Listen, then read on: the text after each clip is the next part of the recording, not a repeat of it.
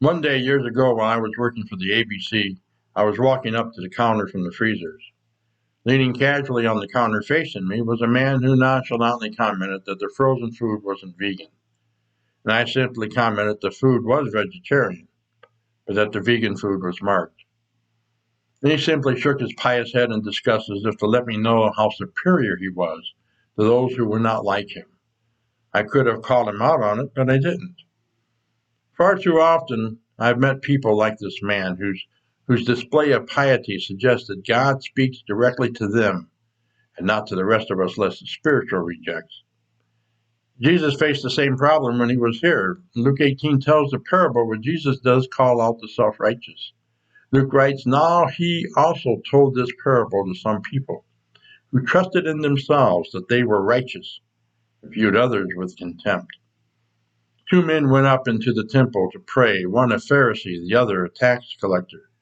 The Pharisee stood and began praying this in regard to himself: God, I thank you that I am not like other people, swindlers, crooked, adulterers, or even like this tax collector. I fast twice a week, I pay tithe on all I get. But the tax collector, standing some distance away, was even unwilling to raise his eyes toward heaven, but was beating his chest, saying, God, be merciful to me, the sinner. I tell you, this man went to his house justified rather than the other one. For everyone who exalts himself will be humbled, but the one who humbles himself will be exalted. Luke 18, 9-14. Still today, the Jewish morning blessings include one praising God who has not made me a woman. Many jump through the hoops and not only think they're all right, but come to think that they are superior to others. They may even begin to lord it over them. I have a friend I haven't seen in a long time who believed he only saw the depth of Scripture and that the rest of us were shallow. 40 years ago, one of my brothers told me that it wasn't hard to keep the Ten Commandments. He knew, he said, while staring me directly in the eyes, because he hadn't sinned in the last 6 months.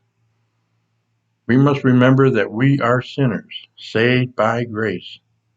Though no longer in open rebellion, we still err. Martin Luther recognized this early during the Reformation in the 16th century. Being an ex-priest whose religious language was Latin, he noted, Simul justus et peccator, meaning a Christian is at the same time both righteous and sinner. Not sinning, but recognizing our brokenness and our continual dependence upon God. While in this state, we are never to take a superior position over our fellow believers, but keep ourselves humble before God. We should be like the tax collector, who was unwilling to raise his eyes towards heaven, but was beating his chest, saying, God, be merciful to me, the sinner. As the Apostle Paul recommends, with humility consider another as more important than yourselves. Before you go out into the world today, pray that God will be merciful to you, a sinner.